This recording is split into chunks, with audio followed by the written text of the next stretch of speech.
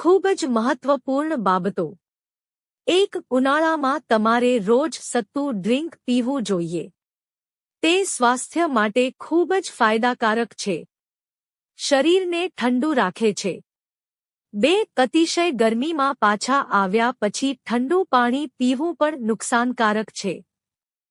ગરમીમાંથી આવ્યા પછી હૂંફાળું માટલાનું પાણી પીવું ફાયદાકારક છે. 3. જો તમને સતત થાક લાગતો હોય તે તમારા શરીરમાં ઝેરી તત્વોની હાજરી સૂચવે છે, જે તમારી ચયાપચય અને ડિટોક્સિફિકેશન પ્રક્રિયાને ધીમું કરે છે.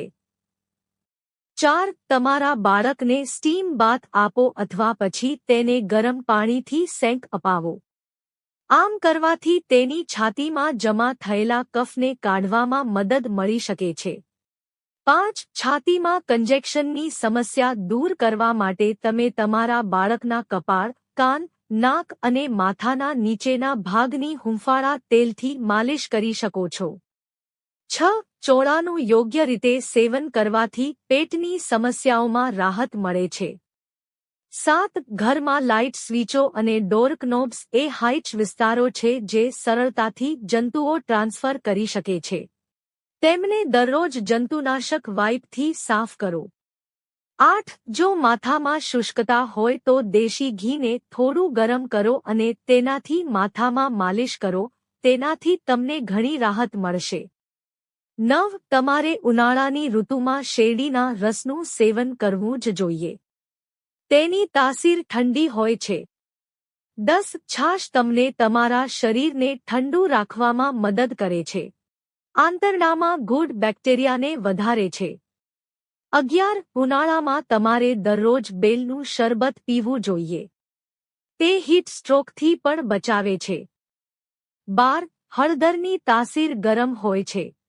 હળદર દૂધ તેમજ પાણીમાં મિક્સ કરીને બાળકનો પીવડાવો. હળદર દૂધ તેમજ પાણીથી શરદી ઉધરસમાં રાહત થઈ જશે. 13. મોટાભાગના લોકો સૂર્યપ્રકાશના સંપર્કમાં ન આવતા હોવાથી વિટામિનની ઉણપ અનુભવે છે. 14. રોજ નાસ્તામાં પપૈયાનું સેવન કરવાથી શરીરની રોગપ્રતિકારક શક્તિ મજબૂત બને છે. 15. ગરમીમાં વારંવાર પાણી પીતા રહો. સાદું પાણી, નાળિયેરનું પાણી વગેરેનું સેવન કરી શરીરને હાઇડ્રેટ રાખો. 16. મીઠાના પાણીથી સ્નાન કરવાથી ત્વચા કોમળ બને છે.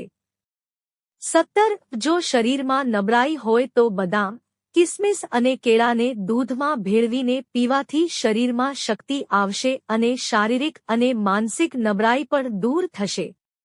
18. સૂતા ખોરાક ખાવાથી શ્વસન માર્ગમાં અવરોધ થવાનું જોખમ રહેલું છે.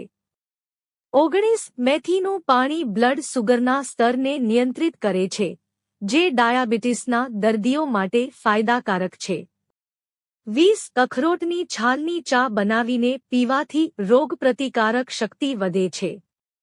21. શક્કરિયામાં પુષ્કળ પ્રમાણમાં કાર્બોહાઈડ્રેટ્સ અને ખાંડ હોય છે, જે ડાયાબિટીસના દર્દીઓ માટે હાનિકારક છે.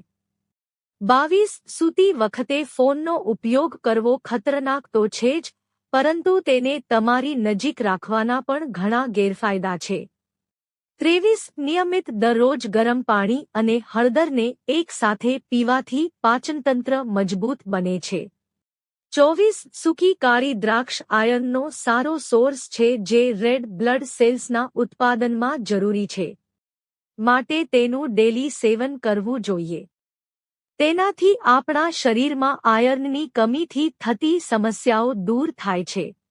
25. હળદર કુદરતી લોહીને પાતળું કરનાર પણ છે.